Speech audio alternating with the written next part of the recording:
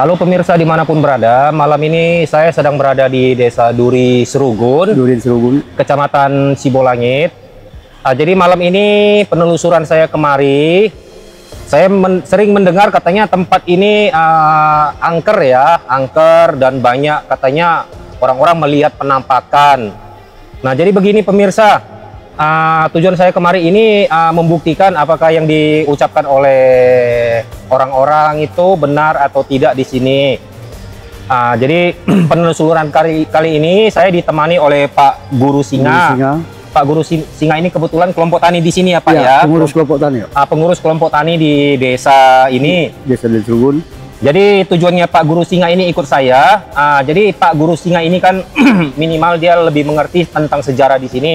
Di Batu Belah ini, kalau saya kan sama sekali nggak mengerti ya pemirsa, jadi makanya saya ajak Pak Guru Singa menemani saya untuk menjelaskan ke pemirsa agar tahu sejarah dari Batu Belah ini. Jadi kalau begitu kita nggak usah tunggu lama-lama, mari sekarang kita ke dalam, nanti setelah sampai di dalam baru kita bertanya lebih lanjut lagi kepada Pak Guru Singa bagaimana sejarah terjadi di sini dan apakah memang daerah ini benar-benar angker, katanya di sini ada penampakan, ada suara atau gimana ya.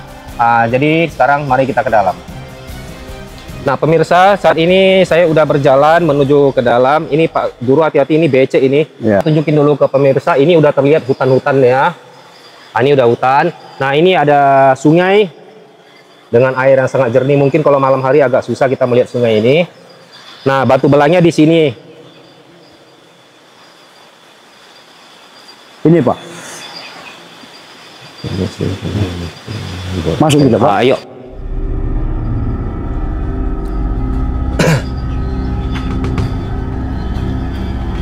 Oke.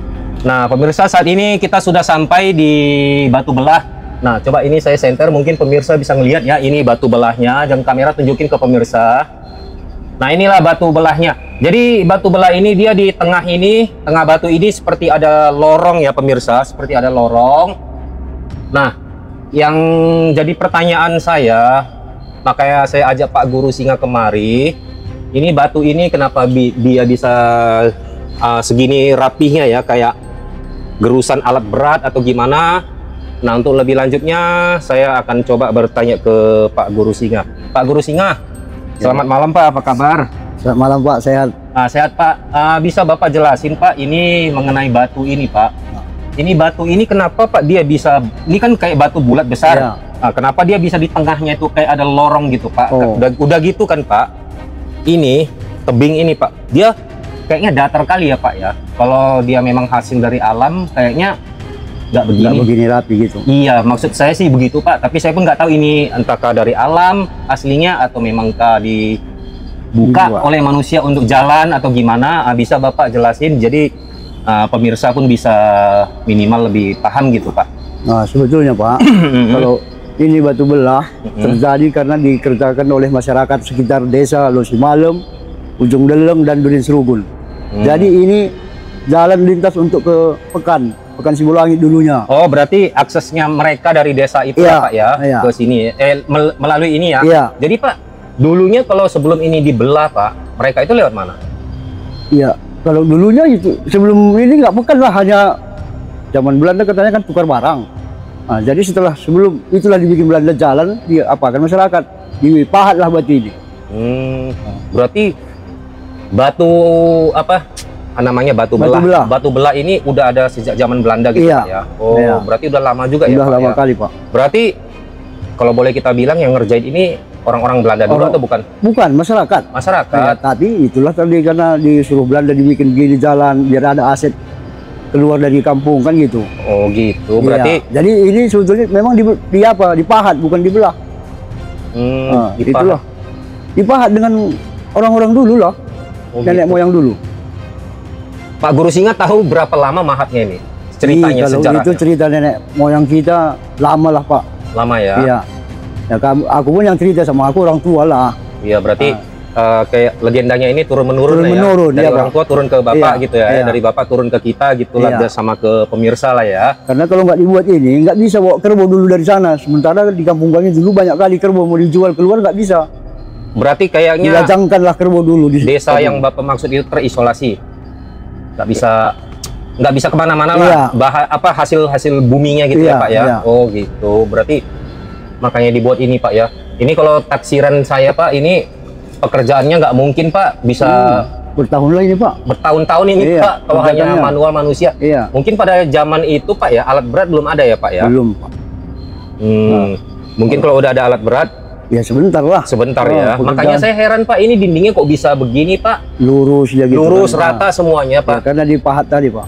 Pak, kawasan ini termasuk kawasan cagar alam ya Pak ya? Ya Tahura. Oh, Tahura, Ya Taman Hutan Raya. Taman Hutan Raya ya. Iya, Berarti Bukit Barisan. ini masih naungan dinas kehutanan, Kehutanan, ya? ya. Kehutanan Pak ya. Ya. Oh gitu, ya ya. Kalau malam Pak di sini, Nah, saya ada dapat informasi katanya di sini angker atau gimana Pak? Atau ada suara atau ada penampakan Pak? sekali-sekali lah Pak. Sekali-sekali Iya. Pak ya. Oh, Ya, makanya kalau ini Pak sering memang anak camping. Berarti adalah apa tadi kan? jadi Pak, kalau mereka itu ngobatin. Kadang dia kalau dia datang dia ke kayak dulu lah ada pos kami di atas kan. Mm-hmm. Waktu tahun 2000-an. Itu asal ada yang melapor ya kami bantulah. Nah, kami bantulah datang ke sini untuk ya entah kayak mana pun ditarik kaki. Oh gitu Ah, ya. Berarti iya. menunggu bantuan dari luar juga lah ya gitu iya, ya Pak kalau ya. ada yang melapor ke sana, ada kawan kami sakit kan, kami datangi Pak. Gitu ya. Iya, Berarti di sini pun dijadiin lokasi kayak camping ya Pak ya. iya, lokasi camping untuk wisata lah. Wisata camping. Memang selalu di sini ya Pak ya. Tapi Pak, camping di sini Pak, kayak hewan-hewan hutan gitu nggak ada ya Pak ya? Aman ya Pak ya? Aman. Aman ya. Berarti untuk menenangin diri kayaknya cocok Pak ya. Cocok lah datang kemari. Oh gitu Karena kan ya yang alamnya dingin kan. kita kalau ke tempat kayak begini ya jangan macam-macam aja ya Pak ya. Iya. Ini kan alam liar ya Pak Iya. ya. Gitu. Harus memang betul-betul kita baiklah di sini. Iya, iya, Iya. iya. Oke, kalau gitu kita sambil jalan ke dalam lagi Pak, kita telusurin ke dalam sedikit lagi yuk Pak, yuk. Bisa yuk. Yuk kamera kita ke dalam. Ini tingginya pun lumayan tinggi nih Pak Guru ya. Iya. Sekitar Ada ini mungkin 10 7. meter. Oh, lebih ya nih ya, Iya. 7 ya. 10 meter lah ini Pak. Jadi di atas itu tanah atau cadas itu Pak? Di atas ada juga tanahnya. Bapak pernah naik ke atas? Pernah Pak, tapi dari samping sana masuknya. Oh, gitu.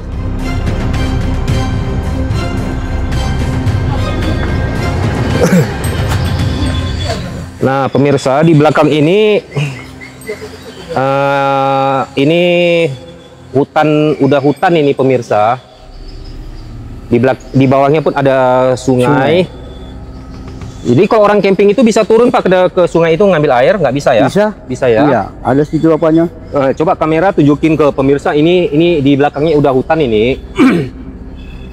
Di bawah Jadi sana lah akses jalan ini Pak ke desa yang Bapak bilang tadi ya Pak ya? Iya. Desa apa namanya Pak? Kalau dari sini desa Derek. Desa Derek. Kalau dari sini Dari aksesnya Srugun. ini berapa menit Pak kalau kita jalan kaki Pak? Kalau jalan kaki sekitar kurang lebih 1 jam lah. 1 jam jauh juga. Iya. Berarti menelusuri hutan-hutan Pak ya? Iya, hutan-hutan. Oh. Sepanjang memang udah jalan kan, tapi masih hutan. Iya, kayak walaupun gini udah lah. ada jalan aspalnya. Nah, jadi pemirsa, mungkin kita sampai di sini aja, sebab di situ jalannya pun agak terjal itu. Iya. Pun kebetulan bebatuannya udah pada berlumut ya Pak ya. Jadi mungkin nanti takutnya resiko tergelincir atau gimana. Jadi kita sampai di sini aja untuk mengekspos tempat ini. Tapi jujur Pak Guru, dari tadi saya di sini kok biasa-biasa aja, nggak ada ngerasain apa-apa Nggak sih. Kan kalau apa itu Pak kan nggak terus-terusan datang, sekali-sekalinya. Nggak terus-terusan datang Iya. gitu ya. Kan Bapak sendiri tadi yang ngomong. Kalau ada niat orang jahat mungkin lah. Mungkin, iya Ya. betul iya Pak.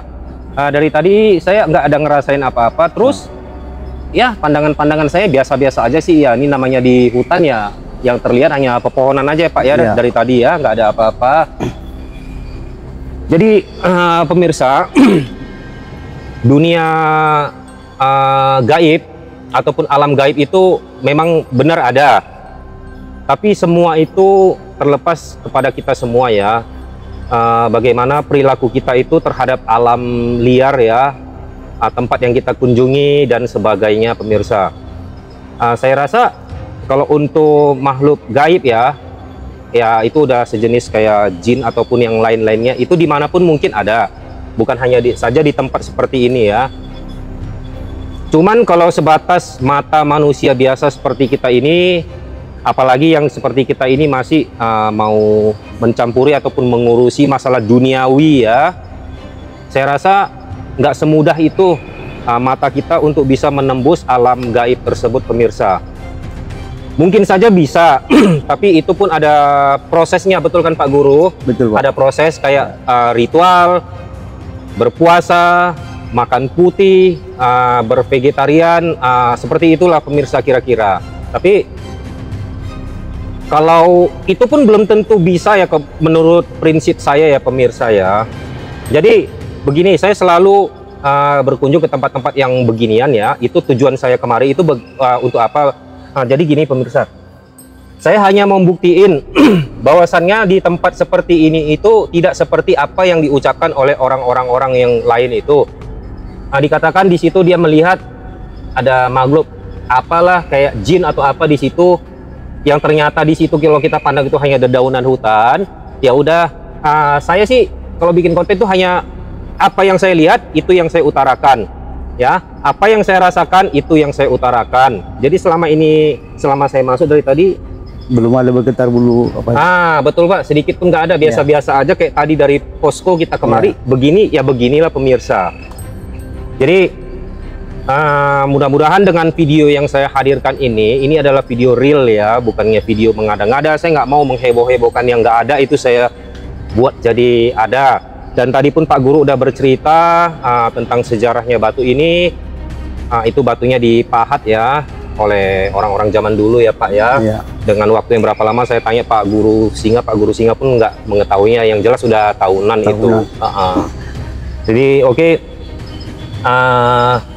Coba ini saya turun agak ke situ, cuman kamera tetap di atas saja. Saya coba turun ke situ, saya coba kepingin merasakan suasana di situ bagaimana pemirsa. Yuk, kamera tetap di sini aja. Jadi jaga posisi. Pak Guru hati-hati ya. Iya Pak. Nah pemirsa, ini sekarang saya sedang menurunin ke bawah sedikit lagi. Nah ini pun udah jurang ya Pak, tapi di bawahnya sungai ya Pak ya. Ya itu tempat camping juga sih Pak. Oh iya, tempat camping. Iya. Itu. Ada juga sih tempat di sini pemirsa. Ini saya udah berdiri di hutan belantara ini, coba dilihat dulu ya. Jadi saya rasa nggak ada saya merasakan apa-apa pun di sini.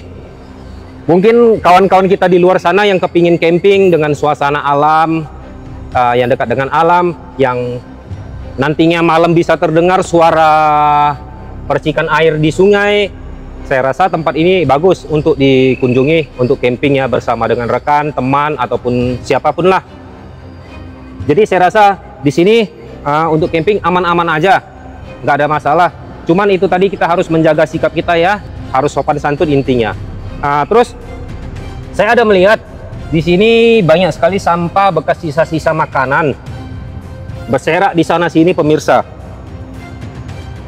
Saya pun berharap nantinya yang camping di sini itu supaya bisa menjaga kebersihan ya.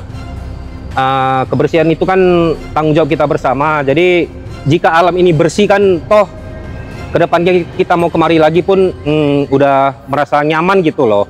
Apalagi kita camping ini kan tujuannya untuk menenangkan diri ya. Tapi kalau banyak sampah kayak begini kan rasanya kurang tenang kita gitu.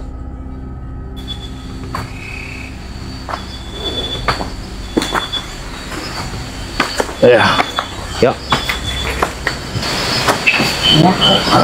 Pemirsa, inilah dia. Ini penampakan batu belahnya ini. Sangat rapi bukan, kanan dan kirinya. Makanya tadi siang saya udah masuk kemari, saya pun agak heran kenapa batu ini bisa serapi ini ya. Rupanya ini yang diutarakan oleh Pak Guru Singa ini adalah akses ya, untuk keluar masuknya warga yang ada di desa tersebut. Jadi hasil-hasil buminya bisa keluar dijual. Nah coba di center kamera itu ke atas ada pohon apa ini, akarnya sampai gantung. Oh ini dia. Oh ini pemirsa, coba lihat ini akar pohonnya menggantung. Nah ini pun akar ini semua. Iya. Dia kayak bonsai besar ini.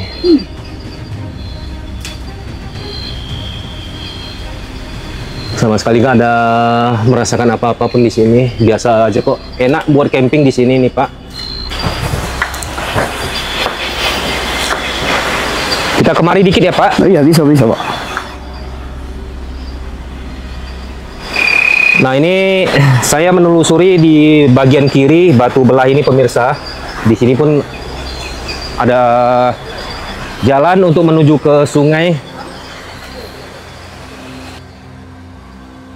Nah, dari tadi saya keliling-keliling nggak ada ngerasain apapun ya di sini. Hati-hati ya kamera.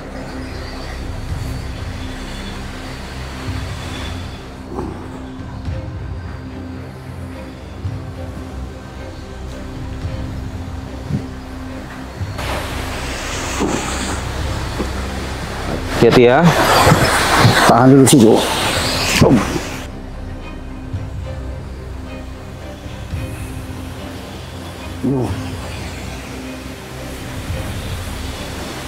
Nah, di sini pun ada kursi-kursi ini, pemirsa. Ini kursi untuk yang camping di sini bisa duduk santai ya sambil mendengar aliran sungai. Ini sungainya. Nah, ada di sini, coba tunjukin. Nah, itu ini, pemirsa, itu yang saya center itu sungai itu. Pemirsa coba lihat, itu alirannya cukup deras ya. Nah, ini aliran sungainya cukup deras, pemirsa. Nah, jadi aliran inilah sungai ini bermuara di mana, Pak? Di Sembahe ya, Pak ya? Iya. Sampai ke Sembahe ya Sampai sungainya, Sembahe Pak, ya. Oh, berarti dari Sembahe itu turun lagi ke Kota Medan ya, Pak? Masuk Iya, lagi ke sampai Sungai Deli. Iya, masuklah. Sampai ke Belawan. Kalau ini namanya sungai apa, Pak, di Sungai sini? Betimus. Sungai Betimus. Betimus. Sungai Betimus. Oh. Airnya sangat deras loh, pemirsa. Ini kalau kita mandi, wah ini sangat dingin sekali airnya ini. Kalau kita ukur mungkin ada sekitar 17 derajat dinginnya. Nah, coba itu di sebelah sana. Itu lembahnya itu lah. Berarti di situ kayak air terjunnya itu, Pak ya, di situ ya. Iya, air terjunnya ke bawah lagi. Nah, langsung turun dia ke Sungai Sembahe. Nah, pemirsa, ini saya mau istirahat sebentar. Capek, Pak. Duduk dulu Iya, sebentar, iya, Pak. iya, Pak. Nah, di sini suasananya enak, pemirsa. Jadi agak lumayan capek sih menuruni anak-anak tangga itu. Mungkin nanti ke depannya jika saya udah ada perlengkapan apa ya, kemah ya, Pak ya, untuk camping, mungkin saya mau camping di sini, pemirsa. Saya ingin merasakan suasana tengah malam di sini bagaimana, ya. Terus suasana subuhnya bagaimana. Nah, nanti suasana pagi harinya bagaimana, saya ingin merasain begitu. Tapi kalau kita di sini, Pak, mau masak air gimana ngambilnya ke dalam, Pak? Ada akses jalannya sih, Pak. Oh, ini jalannya. Oh, itu ada yang rendah. Nah, di sebelah sana, pemirsa, itu ada yang rendah untuk kita mengambil air nantinya ya. Pak Guru, selama jaga area ini malam gimana, Pak? Maksudnya pengalaman Bapak gitu, Pak, keluh kesahnya gimana, Pak? Ya, kalau keluh kesahnya, Pak, itu tadi lah, karena malam-malam di sini kan kalau udah pulang orang semua sepi lah, Pak. Sepi, tinggal Bapak sendiri ya. Iya. Hiburannya nggak ada ya, Pak? Nggak ada, Pak. Hanya suara jangkrik lah yang dengar kan. Jadi, Pak, kalau malam hari, Pak, kayak ada yang ngecamp nih. Mereka itu bawa makanan, ada nggak dipanggilnya Bapak makan gitu? Kalau dipanggil enggak, Pak. Cuman sebagian ada juga yang ngasih. Entah mata apa nanti dia kan. Entah, Pak, yang yuk gabung makan pos. kita, Pak, gitu. Itu belum pernah. Hanya dekat pos itulah yang mau ngajak. Tapi kalau yang ngecamp di sini enggak ya? Karena jauh kan. Jauh ya mungkin. Terus di sini, Pak, Bapak jaga di pos ini. Nanti Bapak kalau misalkan di sini itu ada masalah, entah yang ngecamp itu misalkan ada yang ganggu, entah apalah gitu ya. Jadi Bapak kontak keluarnya gimana? Harus didatanginya lah ke sana. Oh gitu. Nggak ada radio atau HT? Belum, Pak. Ya, HT belum ada. Maunya difasilitasi, Pak ya. Iya. Jadi Bapak di sini kan tinggal kontak aja, Pak. Jadi mereka itu bisa langsung datang bantuannya gitu ya. Terus, Pak, ini kan kita di pinggir sungai nih. Iya. Di sini area camp. Nah, Untuk mengetahui debit air ini besar atau kecil Pak, misalkan ada kejadian banjir itu untuk mengasih tahu yang camp di sini agar menghindar dari sini gimana Pak? Bapak dapat berita dari mana nanti? Kita hanya menengok air, makanya kita jaga kan. Nah, air di jembatan itu? Iya, kalau ada yang banyak yang camping, entah ada yang mandi-mandi, nah kita jaga di sana. Jadi kalau ada agak apa dia, ada air sedikit ada mulai keruh, suruh anggota langsung kemari ngasih tahu. Ada air mulai keruh. Ya, berarti tanda-tanda air itu mau banjir bandang, airnya keruh ya, Pak? Udah mulai keruh dia atau dari angin. Nah. Dari angin bisa terbaca juga air bakal naik. Kalau tercium dia bau lumpur, itu bakalan besar air. Oh, berarti kalau misalkan bau lumpur itu udah tergerus dari atas gunung ya, Pak ya? Iya. Dari angin, tahu kita. Gitu. Ya. Jadi udah ini semua disuruh naik ya, Pak ya? Iya, Pak. Jadi Pak Guru di sini udah berapa lama? Kalau saya menjaga Pak, mulai bulan 3 kemarin. Nah, sebelum tahun 2000-an kan memang udah kan. Nah, tapi ini setelah resmi bulan Februari, bulan 3 lah baru saya yang menjaga di sini.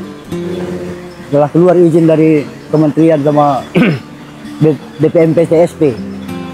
Nah. Jadi setiap yang ngecamp di sini Pak ada di data namanya Pak? Di data Pak. Satu orang minimal kita data kawannya, misalnya datang dia 5 orang. Salah satu mewakili. Nah. Jadi nanti pulang 5 orang tuh harus tanda tangan atau gimana? Enggak, ditunjukkan kembali apa kartu yang kami berikan. Menyatakan bahwa mereka udah lengkap gitu ya? Iya. Orangnya udah keluar ya? Iya, iya Pak. Keluar pun ada tanda keluar ya Pak ya? Iya. Bapak kalau jaga di sini Pak, yang camping ada Bapak rondain gitu, periksa? Kalau rame Pak, kami ronda. Oh. Nah. Karena kalau nggak rame dia hanya sekedar sawit ini aja kan, nampak dari pos. Nah, tapi kalau udah rame dia aja, kami keliling malam. Jadi gini Pak, jadi biar pemirsa pun tahu, kalau yang camping di sini, ya mungkin anak-anak muda itu Bapak tahu lah, malas bawa makanan atau apa. Jadi di posko itu ada nyediain nggak Pak? Ya sekedar pop mie, Indomie lah. Mie instan ya? Ya. Nasi goreng nggak ada apa? Belum. Minuman teh manis ada? Ada. Oh, jadi pemirsa yang mau camping di sini pun bisa tahu Pak. Iya, iya. Jadi mereka itu lapar, ada mie instan lah pokoknya. Ya. Jadi kalau mereka itu mau makan yang lebih ya bawa sendiri lah ya. Sendiri, cuman ya. Di sini katanya nggak boleh bawa makanan non halal ya Pak ya? Iya. Harus yang halal ya. Nah halal. Pemirsa kalau mau camping di sini dilarang ya, dilarang membawa makanan yang non halal. Jadi makanan yang dibawa ke sini harus makanan halal. Sebabnya apa itu kita kurang tahu lah itu Pak ya. Penunggu ikan inilah. Nah menurut Pak Guru Singa sih penunggu yang di sini itu merasa terganggu lah, bau mungkin rasanya kan. Iya, jadi itulah pemirsa yang tadi saya katakan itu dunia mistik itu gaib itu memang nyata ada, bukan yang nggak ada. Saya meyakini itu ada sih, cuman tadi yang saya bilang kalau orang yang bisa ngelihat ini di sini katanya ada berapa orang yang lagi ngeliatin, di situ ada Gundurwo. Kalau jujur saya itu sih kurang yakin ya pemirsa ya, kalau selagi masih kita menyampuri masalah duniawi dan pola makan kita itu masih memakan hewani, saya rasa itu nggak mungkin lah. Oke, kalau gitu pemirsa, saya rasa udah cukup video malam ini dari ini apa namanya Batu Belah di Desa Durin apa tadi? Durin Serugun Pak. Durin Serugun. Dari Desa Durin Serugun, saya bolak-balik lupa aja pemirsa. Makanya saya ajak Bapak Guru Singa ini, jadi Pak Guru Singa ini bisa membantu saya manakala saya lupa. Jadi inilah video singkat dari saya, semoga video ini bermanfaat ya buat kita semua. Dan kenyataan yang saya masukin daerah ini, saya rasa biasa-biasa aja, nggak ada apa-apa ya. Bahkan kameramen pun seorang perempuan, dia pun dari tadi nggak ada mengeluhkan kayak ketakutan ya Pak ya, nggak ada, diem aja. Ya. Nggak ada bilang merinding atau apapun, nggak ada, termasuk dengan Pak Guru Singa pun nggak ada pemirsa. Jadi sekian video dari Batu Belah di Sibolangit pemirsa. Nantikan video terbaru lainnya dari channel saya ya. Sekali lagi saya tunjukin ke pemirsa, ini saya masuk kembali lagi ke Batu Belahnya pemirsa. Hah? Nah, saya tunjukin sekali lagi ke pemirsa ya. Oh. Inilah Batu Belah.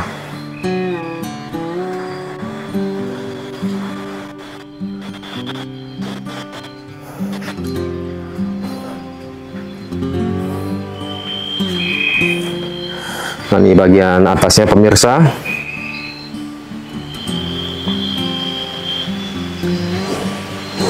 Di atasnya tuh ada semak belukar juga ya. Itu. Oke, kita tuh. Puas ya? Jalan di sini ya. Nah, kita jalan lagi ke depan ya.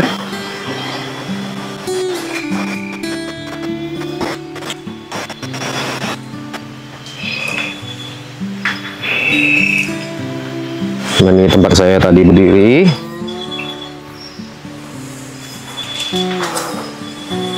Nah, di depan itu udah hutan. Nah, pemirsa bisa lihat ya. Ini semak belukar semuanya hutan. Nah, ini dia. Oke. Memang ternyata saya tidak merasakan apapun ataupun melihat apapun di sini. Jadi tujuan saya kemari hanya ingin mematahkan mitos. Tapi balik bilang kita. Pemirsa, jadi begini pemirsa. Pemirsa boleh percaya, boleh juga tidak percaya ya dengan video ini. Berhubung itu kan memang hak dari individu ya. Jadi beginilah konten nyata yang saya buatkan. Jadi sudah saatnya saya kembali ke sepeda motor saya. Berhubung cuacanya pun udah mau hujan. Jadi selamat malam ya pemirsa.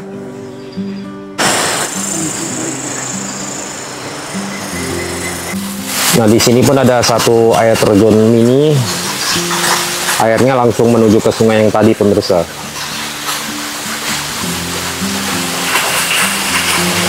Benar-benar alam banget kan di sini. Di sini boleh mandi kita nih, Pak? Boleh, Pak. Boleh ya. Boleh. Nah, pemirsa di sini kalau yang takut dengan kedalaman di sini pun bisa mandi kalau kita. Saya kemari menggunakan ini sepeda motor yang saya gunakan. Jalanannya ya lumayan ekstrim lah kalau untuk motor metik ya seperti ini masuk ke lokasi ini. Pemirsa, jadi udah saatnya saya izin pamit. Saya udah mau pulang kembali ke Kota Medan. Nah, saat ini saya pulang tidak melalui Desa Tambunan lagi. Saya pulang ini melalui jalur Bandar Baru ya. Nah, ini tepat di sebelah kiri saya ini pemirsa. Ini adalah jalan nantinya tembus ke Bandar Baru, Sibolangit, tepatnya di perkemahan Pramuka ya pemirsa. Nah, yang di sebelah kanan saya ini pemirsa, ini menuju ke Desa Tambunan. Nah, nanti dari Desa Tambunan kita tembus ke Durintani, lanjut ke Gua Kemang. Nah, nanti ujungnya kita keluar ke Sembahe. Tapi saya tidak melalui jalur ini lagi, karena pun jika kita melalui jalur ini pun di depan sana masih ada pemadatan untuk pengaspalan, jadi jalannya agak susah kalau malam hari. Jadi saya memilih melewati jalur ini Bandar Baru ya, di perkemahan Pramuka.